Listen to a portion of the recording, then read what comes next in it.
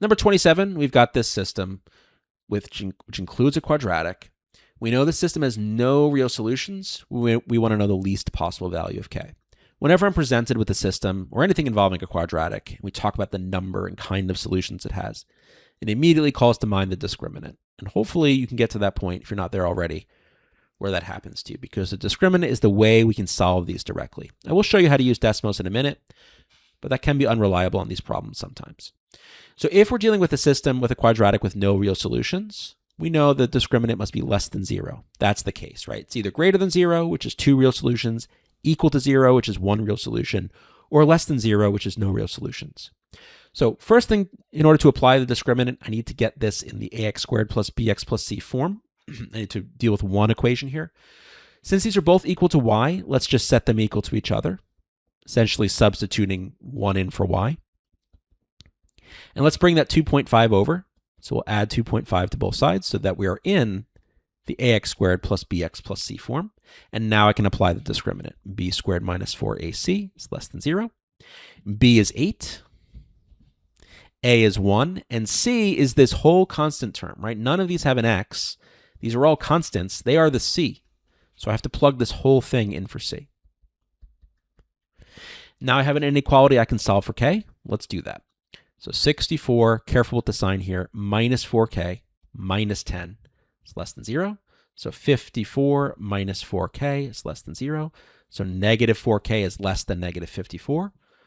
Now when we divide both sides by negative 4, or if we multiply both sides by a negative, we have to remember to flip the sign. So it's going to be k is greater than 13.5. Now the question wanted to know the least possible value of k. K must be a positive integer. So what is the next largest integer that could be correct here, that could work to give us no solutions? Since k is greater than 13.5, 14 would be the next positive integer, and that's the answer. Now, how could we use Desmos on this problem? One way to use Desmos is not to get an answer, but to check an answer. So if you do this one by hand, it is now relatively trivial to just double check and make sure that this works, right? So we can use it as a way to verify our answer and to improve our accuracy, to avoid mistakes. So I'm going to go ahead and plug in 14, and we can see with this system, my line and my parabola, they never intersect. That's no solutions. If I change this k to 13.5, we get the one solution case, which makes sense, right? If k is 13.5, then the discriminant would equal 0. If I make k less than 13.5, well, now we've got the two solution case. So 14 is the first integer that gives us this no solution. It's not the only one, right? If I did 18, there's no solution. You know, if I did 13.7, there's no solution, but 13.7 is not an integer. So 14 is indeed the first one where these two do not intersect. So that's the answer.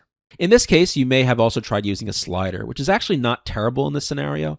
I'll talk about the problems with sliders in a minute, but it actually is okay here because I can just set k as a slider and then move this around until just when I get from solutions to no solutions. And it looks like it happens there, right? At 14. If I go to 13, I'm at two solutions. So if I go to 14, it's the first integer where I have no solutions. So the slider works okay here. Yes, we can see that k is 14. The problem with the slider, ultimately, it's just unreliable. Like in some problems, it's easy to use, like in this one. In other problems, it would just take you longer to find the value. In other problems, you may not be able to find it at all, especially if the answer ends up being some weird fraction that you would never guess in a slider. You could be there for a while, sliding and sliding.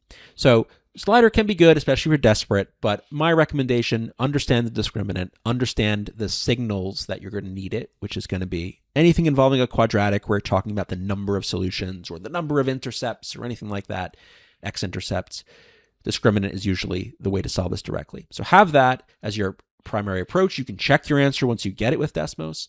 If you're desperate or you don't know what else to do, sure, Desmos with a slider or other approaches might work sometimes, but the most reliable way is this, and we want to try to focus on reliability above anything else.